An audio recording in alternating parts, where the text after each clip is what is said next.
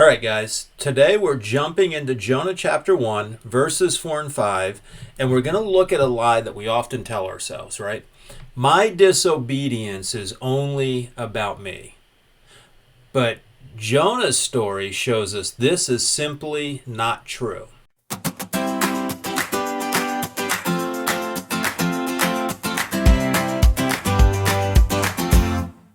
All right, so let's get into it. Jonah chapter 1, starting in verse 4. But the Lord sent out a great wind on the seas, and there was a mighty tempest on the sea, so that the ship was about to be broken up. Then the mariners were afraid, and every man cried out to his God, and threw the cargo that was in the ship into the sea to lighten the load. But Jonah had gone down into the lowest parts of the ship, had lain down, and was fast asleep. So we know that Jonah was running from God. He didn't want to go to Nineveh. This is a personal decision that he made. And if we're honest, we do the same thing. We justify disobedience by saying things like, this is my life. This doesn't hurt anybody else. It's just between me and God. And Jonah probably thought that he could quietly step away from God's calling without consequences beyond himself.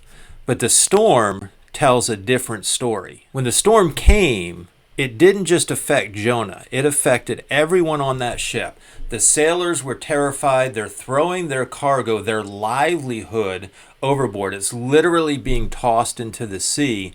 And these guys, they didn't sign up for Jonah's disobedience. They just got caught up in it. They suffered for it. And that's the truth that we don't like to admit. Our disobedience creates storms that other people have to endure. Let's think about this. When we walk outside of God's will, our families feel it, our coworkers feel it, our friends feel it. Even people we don't know can be impacted.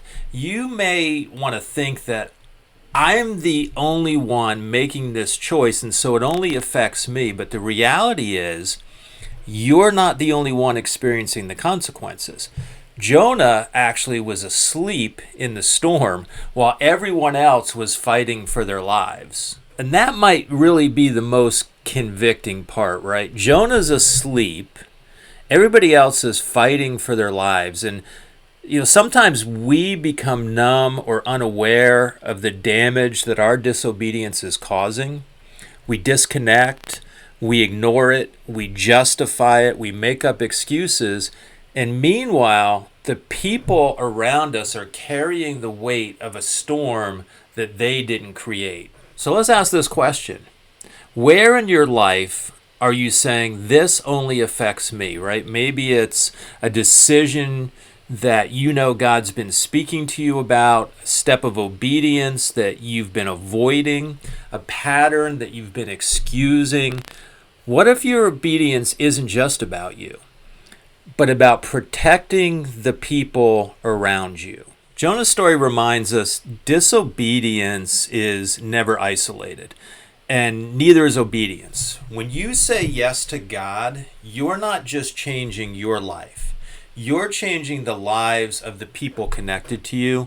So today, choose obedience because it matters more than you think.